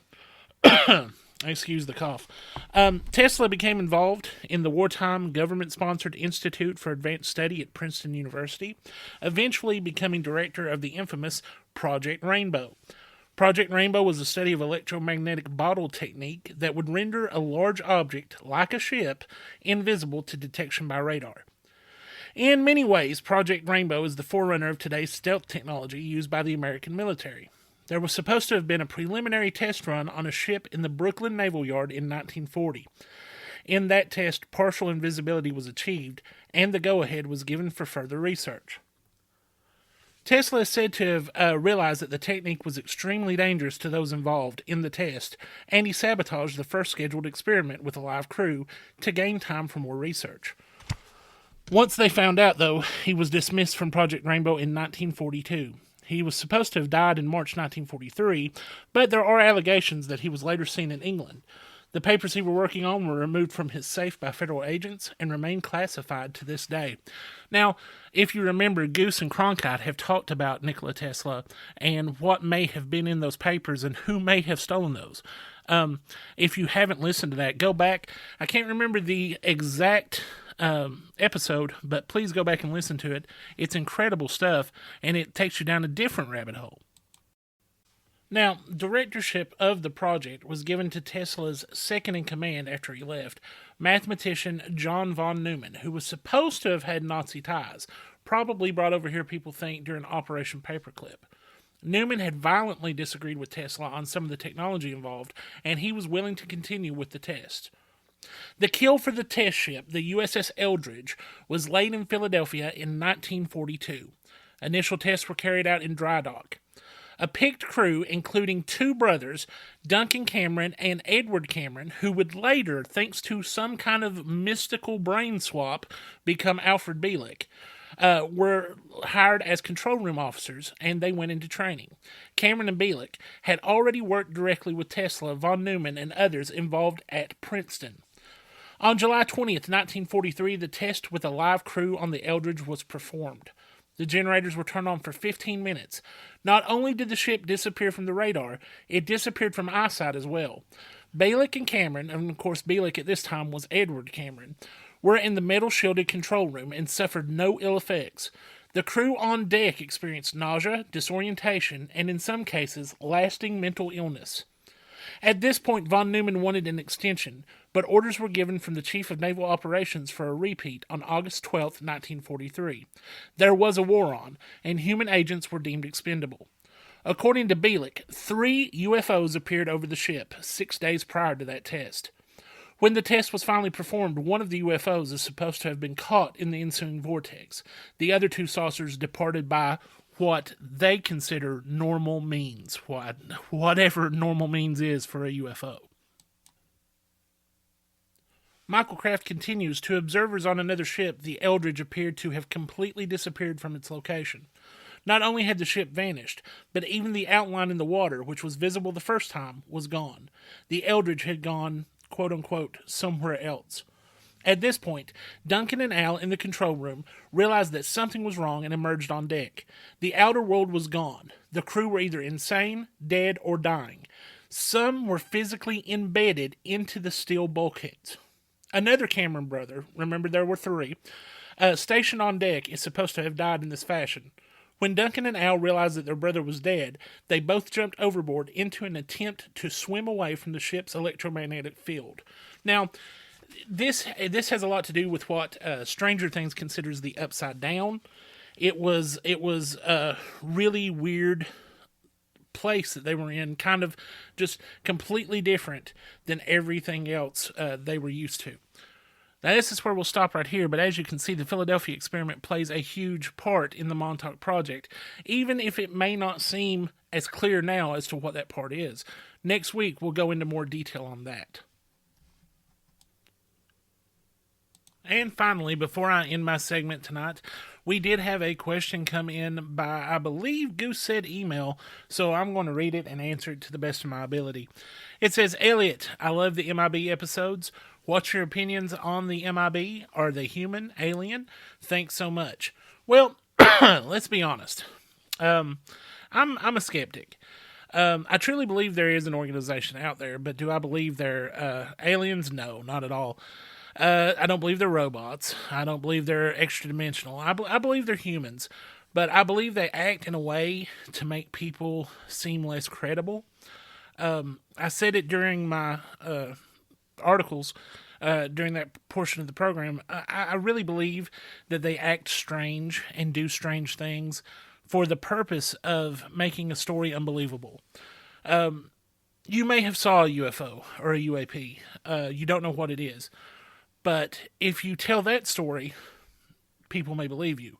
But if you tell that story and then you follow it up with, and a guy dressed all in black who was skinny, pale, white, and acted strange came to my house and talked to me, you know, it kind of deflates your credibility a little bit. So, yeah, I believe there's an MIB out there. I don't know who they're working for, but I don't believe they're aliens or anything supernatural. I just believe they're humans.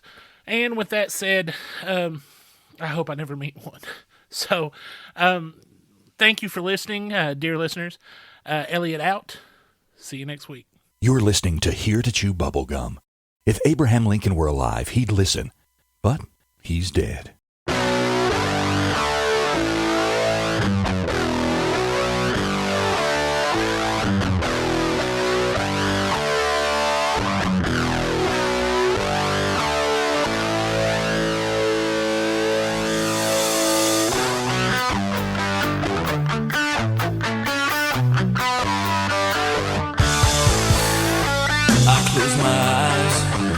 My head, I can't stop thinking about all those things you said.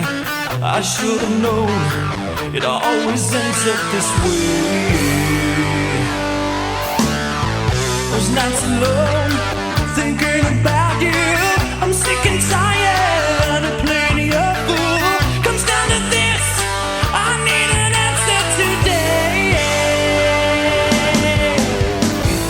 I gotta know for sure. Another exciting Elliot's articles this week as he's talking about the ongoing Montauk Project.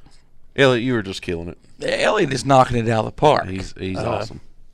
You know, and we've said before, you know, with some of the emails and stuff, how everything synchronizes and comes together.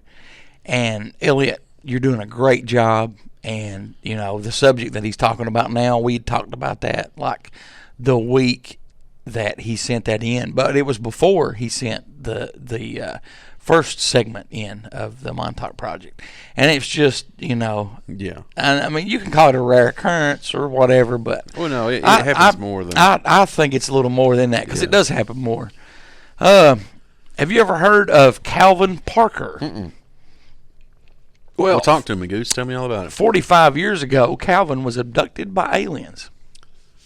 Well, now And let's see, after 45 years, his alleged UFO encounter, the Mississippi man breaks his silence.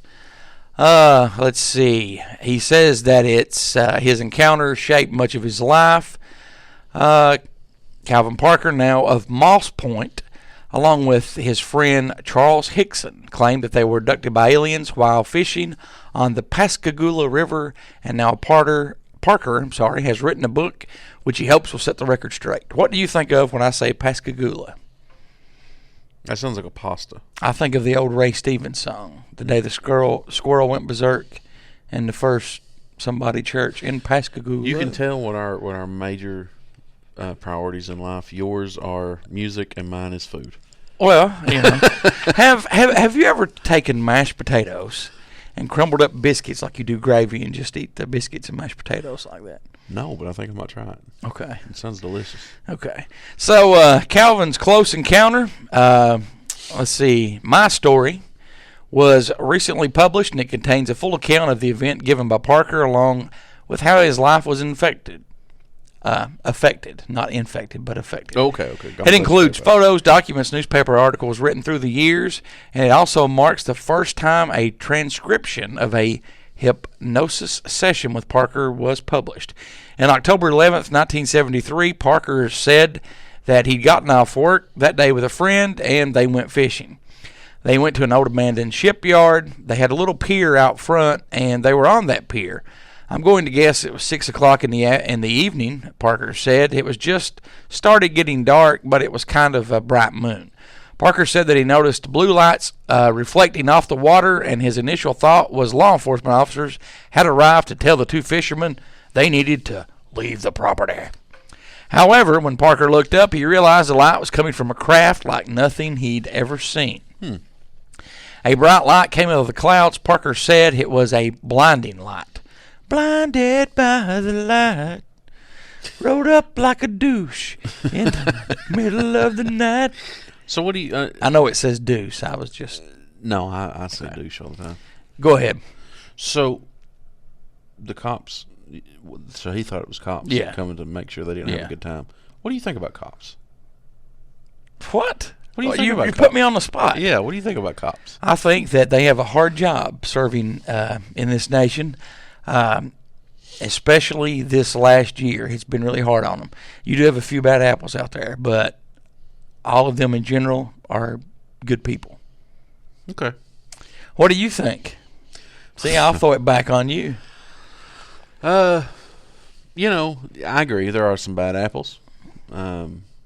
What people don't understand is bad apples really, they you have some that fall through the cracks. Sure. Most of them quit early in their career. By the third year, they're out. Yeah. Well, like I said, I agree. There are some bad apples who have been corrupted over their career or whatever. But the, I don't know. I like most of them. Okay. Most of the ones I've dealt with anyway, which, here lately have been in a friendlier manner because the my previous run-ins with law enforcement were never that friendly until recently. Really? So, yeah. Really? Okay. Yeah. Well, I like speeding. Really? Yeah. I have to pass it along to some of my cop buddies. But where did that come from? You just threw that out there. I seen the, and you had this little grin on your face. I seen you talked about the blue lights, and it just made me think, because he was saying it was the cops telling us. I thought it was the cops coming to tell us to leave. So I was just like, I wonder what Goose thinks about police. Do they just really like to rain down on everybody's good time? No. Now, I have met a few cops in my time that probably were aliens. Probably didn't come from this planet. Probably. So, going back to Parker's story, he said it was hard to tell. The lights were so bright, but it looked like it was football-shaped. I would say, just estimating, it was about 80 foot. It made a very little sound, and it was just had a hissing noise. maybe it was decompressing or. Oh, maybe. Then the Just situation decompression, maybe. became more surreal. Parker said that three legless creatures floated from the craft. One had no neck with gray, wrinkled skin. Another one had a neck and appeared more feminine. Parker described their hands as being shaped like mittens or crab claws. I wonder if the mittens were like Bernie Sanders mittens that he had in that meme. Could be. When one of the creatures put out its claw around his arm, Parker said he was terrified. But then another feeling came over his body. I think they injected us with something to calm us down, Parker said. I was kind of numb and went along with the program.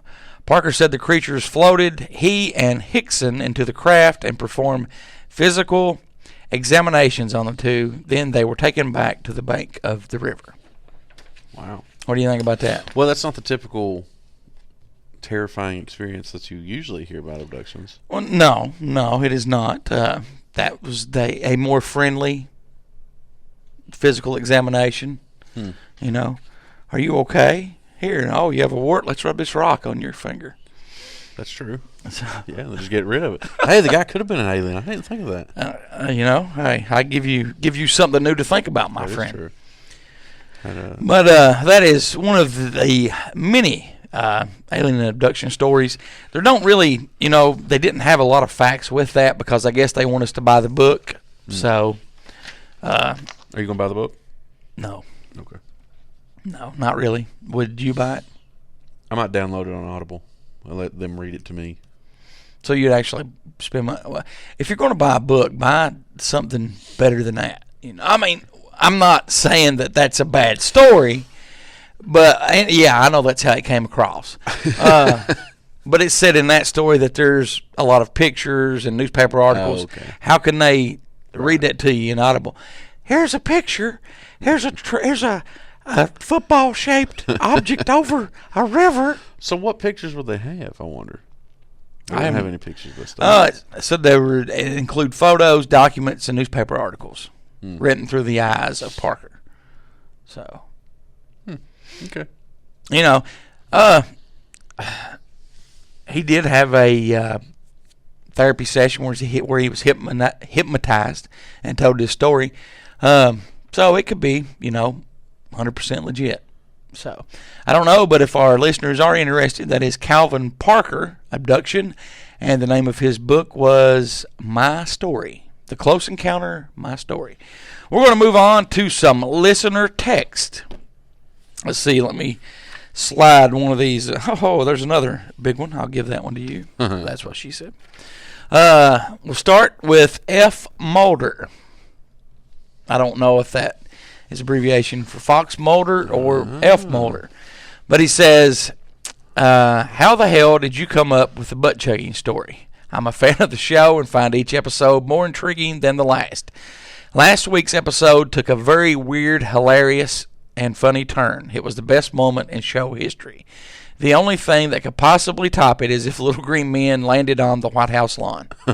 And that's from F. Mulder. Thank you very much. It's very true. It did come out of left field. I don't know where the butt Well, chugging thing came from. we were going to, we always try in segment 3, which we're in now, we always try to lighten things up a little bit. Sure.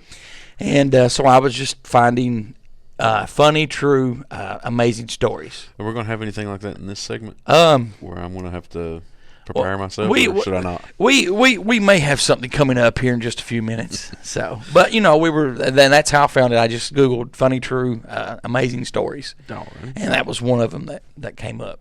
I like it.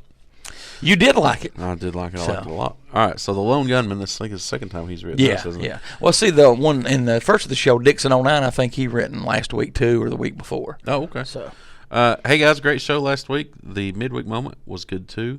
The last few weeks, you guys have been on fire. Any other updates on when you'll be on local radio? Also, I heard you mention the Truth Is Out There series. When are we going to get that next installment? okay. Updates, we're still in negotiations with local radio. Hopefully we'll hear something this week or next week. And we just talked about at the beginning of the show, we will be doing our next installment next Sunday of The Truth Is Out There. I will be discussing Roswell. Cronkite will be discussing Bob Lazar. It's going to be an exciting one.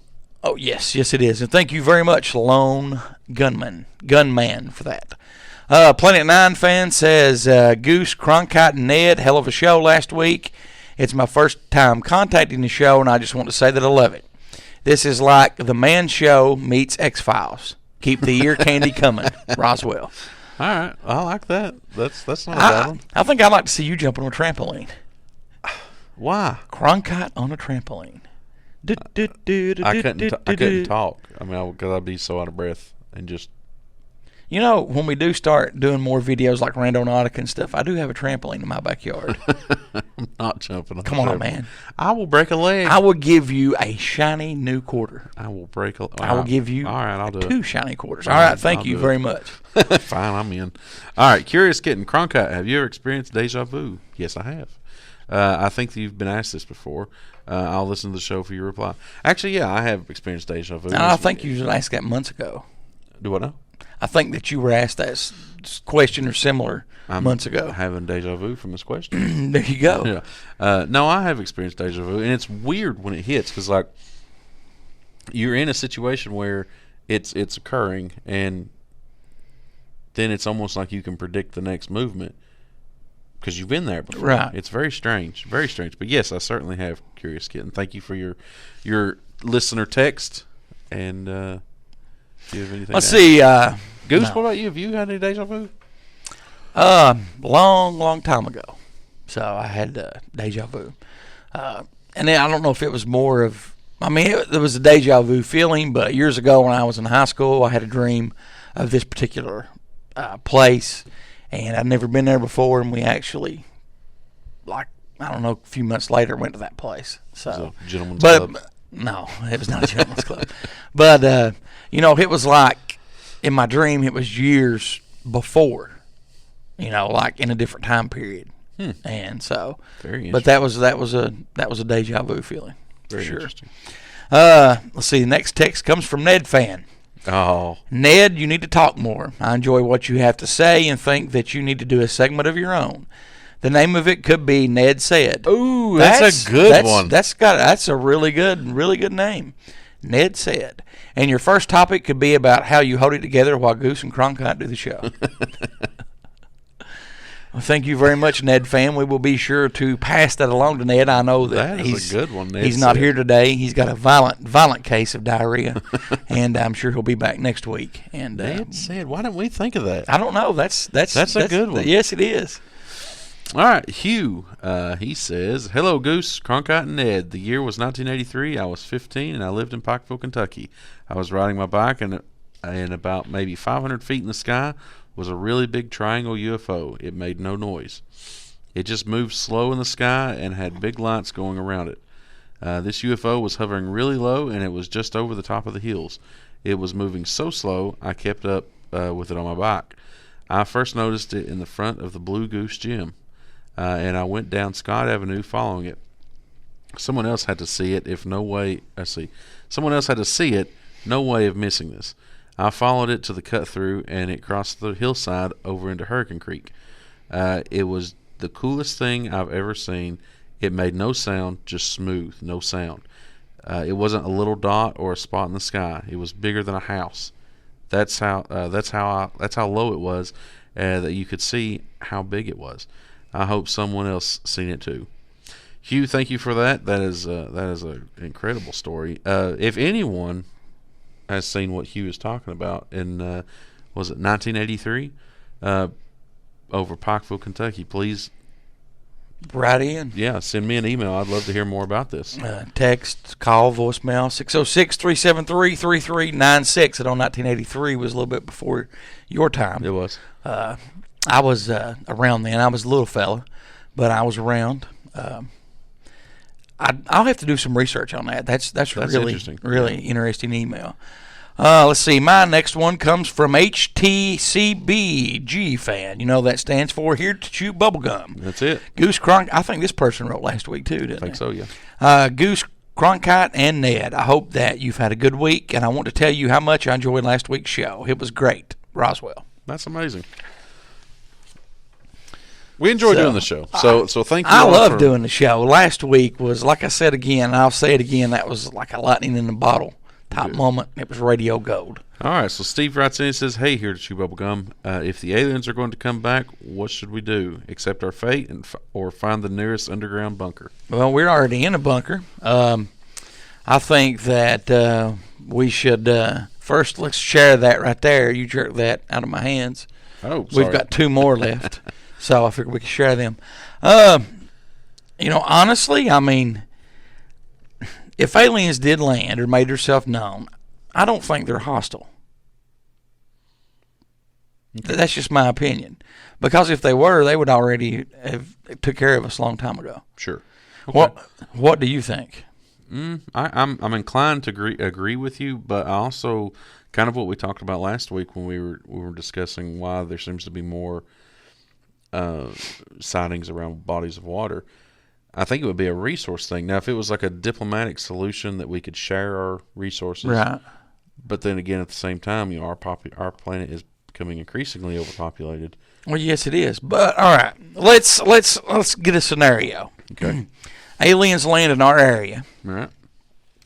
What are some of the people on weekends going to get drunk and do? Shoot it. They're going to go out. I'm going to go out here and shoot at this ship. So, and what's going to happen then? They're going to shoot back. All right. Now, who can control the people not shooting? Nobody, Right. I mean, so, I think that they would be friendly. I hope they're friendly. True. But you need to be prepared, Very true. Let's see. Our next email comes from Clark N. Yes, I'm skipping down and leaving the other one for you. Clark N. Hey, here to chew bubblegum. I'm from South Yorkshire, UK.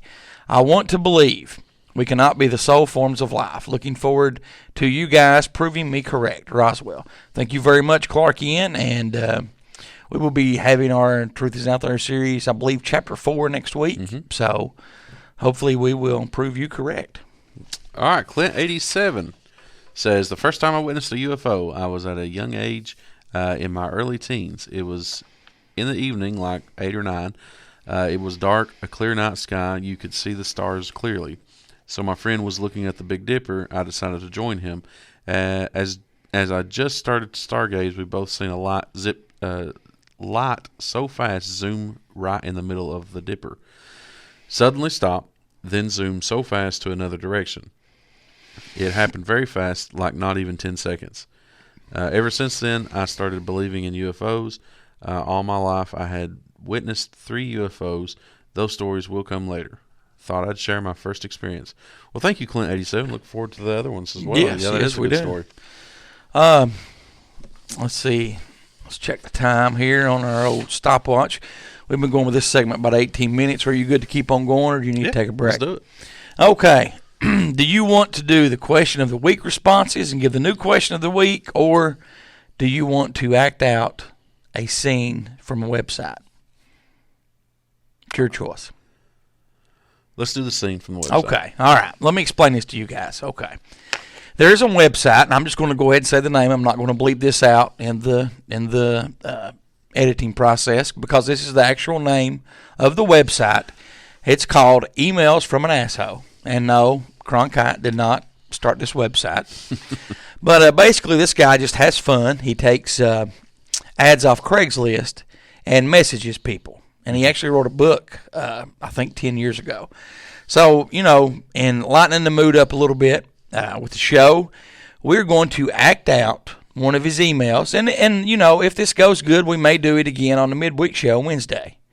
Okay, so I will be the guy, Michael. And you have your email there. You be Brian. Okay, now quick question. Okay. I know we talked about this before, but Yes. I can't remember. Do I need to say things like this? Or Yeah. Say what you got wrote there. Will what be about good. this one? Gross? Yeah, you can say gross. No, no, it was the one that I have wrote out. Yeah, you can say that. Okay. Okay. So this one is called. Go ahead. You have another question. And this one. Just change that to the H word. Okay. Okay, so we are going to be changing some of these rounds, so we won't be doing blue comedy work. There will be a little bit, but nothing too out there. This was an original ad from Craigslist called Christmas Dinner, and the ad read, "We need professional catering for our Christmas Day dinner party. You must have experience catering. Serious inquiries only." And then it has the email address. So I'm going to be playing Michael, the guy that's trying to get the job, and you play Brian, the guy that posted the ad. Okay. "Hello, I'm writing in response to your ad for a caterer for your Christmas dinner party. I am a freelance chef with a lot of catering experiences. I was the top chef at the world-renowned Restaurant de Bonfilix for over 5 years. If you are looking for a caterer, let me know. Thanks, Michael." And this one is from Brian, back to Michael. Michael, thank you for responding. What are your rates? We are expecting about 20 people at our dinner party, so we will need enough food for all of them. Can you supply the food and we reimburse you? Also, do you have a menu of meals you cook for us to choose from? Okay, so this one is Michael responding. Now, after this, we don't need to say Michael responding stuff. Okay.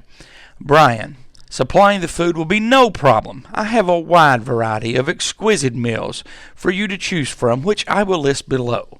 My rates per person, and it depends on the meal, but are generally $20 to $40. Here are the meals I typically offer.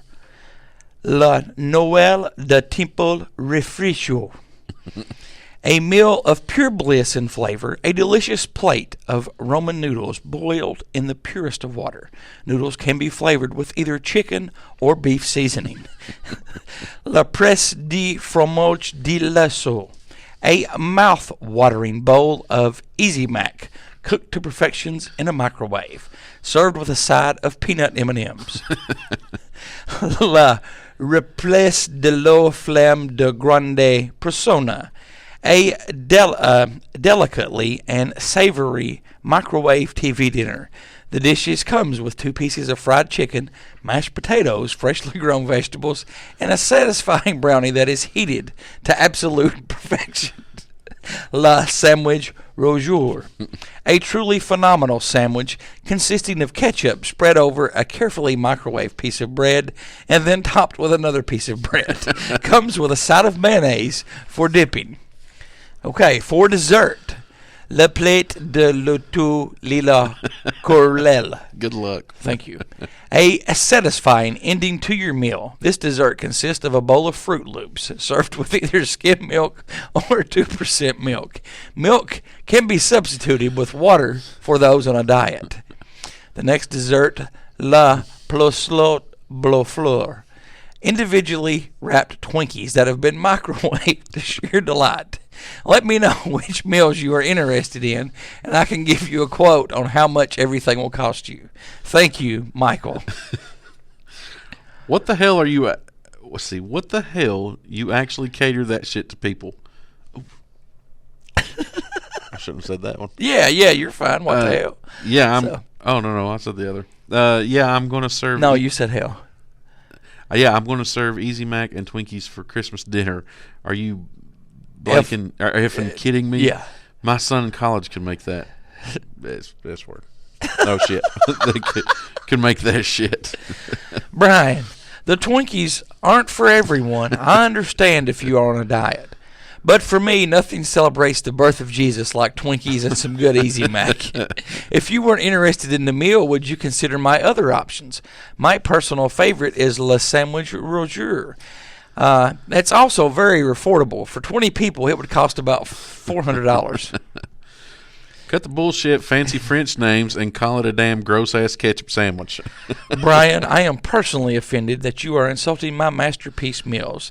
These are perfected family recipes that have been passed down for generations of chefs in my family. Cooking is an art, and for you to insult me without even trying to work is plain rude, Michael. And that's where they ended. Again, those were emails from an asshole.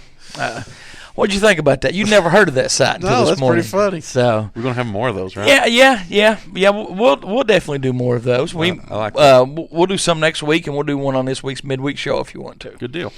Okay, moving on to our question of the week responses. Last week, our question of the week was, what was your favorite Mandela Effect story?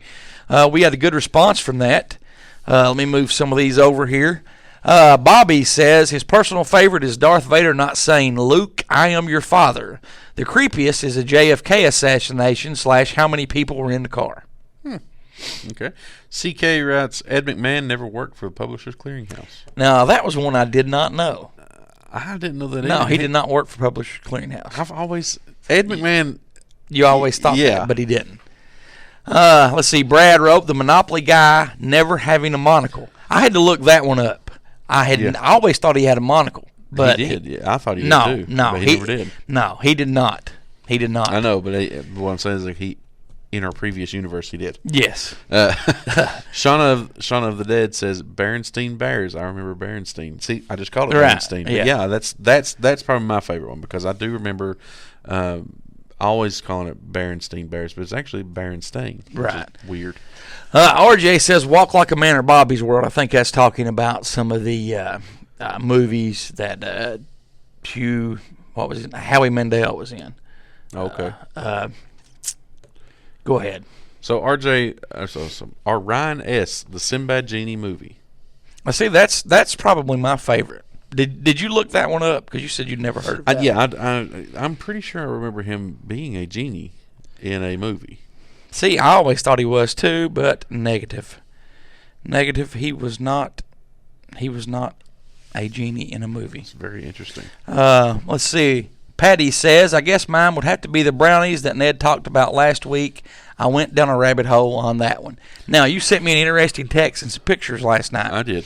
So this is what I found during my homework about the Cosmic Brownies. Now, the story is that they never had a line in them, right? Right. Okay, so here's a picture of the Cosmic Brownies with a line in Right. them. Here's a picture of the Cosmic Brownies without a Without line. a in line. them. I found Both. so I don't know why there would be both. They've crossed over from different dimensions. It doesn't make any sense. But to answer that, he has found Cosmic Brownies with a line and Cosmic Brownies without the line. Let's see. I'm going to read one straight from the website. Sure. Cora says, I can't decide. Some of them blow my mind. Snow White, Mirror, Mirror on the Wall, the Berenstein Bears, and Hannibal never saying, hello, Clarice. I Ooh, can't yeah, that's a decide good between those three. See, I always thought he said, hello, Clarice. Curly, but he didn't. So Christy says mine is Jif peanut butter and not Jiffy. Now, have you heard about that one? Ned mentioned it a little bit. That one is really intriguing because I think Ned said he remembered it being called Jiffy. I never did. I remembered it being called Jif. I remember it being Jif. And it's actually yeah. Jif. Well, see, I remember a Jiffy Puff. No, that's the Marshmallow cream. Yeah, that's totally different. This is just the Jif peanut butter. Yeah, Jif is what I've always known it as. Let's see. Michael said, for me, it's Looney Tunes, not Looney Tunes. Now that one, I actually noticed that one when I was younger and would still watch Looney Tunes. Did you ever know that one? On some cases, it's spelled like that. Yeah. And Tunes, T-O-O-N-S. In other cases, it's spelled Looney, same way. Tunes, T-U-N-E-S, like songs. Never paid attention to that. Yeah. So Jim says Sinbad. I remember him being a genie in a movie. See. I think everybody does. I do too, but he was, according to IMDb He was never a genie. and himself, he was never in a movie where he was a genie.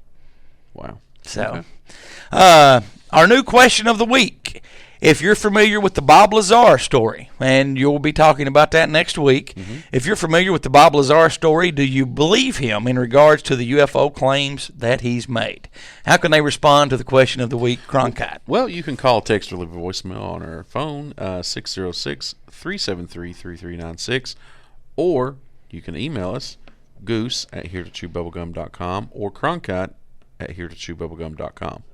You can also email or message our Facebook page. Yeah, message your Facebook page, post on the Facebook page, comment on the YouTube page, because we always repeat this again. Yep. It's been a great show this week. I've had a good time. I'm going to be honest, I'm still a little drained from last week. But this is awesome. I look forward to next week coming and doing the show. I do have some Cookie Factory stuff next week after we record the show. Okay. So it may be, the last month I've got to show up around 6 or right at 6 or maybe a little bit before. It may be 8 or 9 o'clock next week before I get the show on. Okay. Just watch the Facebook page or Twitter and Instagram. I will post when it's on. Is there anything you're looking forward to that you're going to be doing this week that you want to tell everybody about? More work. More work? Okay. Yeah. I'm just making the cookies. Well, there you go. I will see you back here on Wednesday morning at 6 o'clock as we do this for YouTube, our midweek moment show. I'm pretty excited. I am too. I'm very excited. Can I try to tickle you again? I'll punch you in the face. And, you farted as I did that. What is wrong with you? Listen, I'm gassing. Oh, my God. Yes, you are. Before we go, I want to say special thanks to Carlin for all the voiceover work and for allowing us to use the music of Flannery. CK Uncle Bill, ST3B, and all the guys at deadpit.com. James, Stacy, Greg, and the rest of the gang over at the Edge Studios, and T-Shirt Joe at FastCustomShirts.com.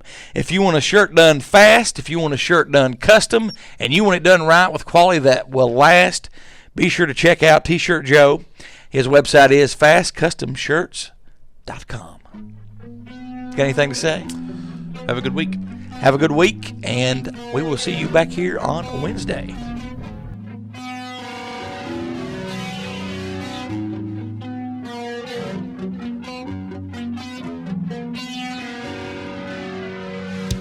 Thanks for listening to Here to Chew Bubblegum. Tune in next time as we dive deeper into things the government doesn't want us to know.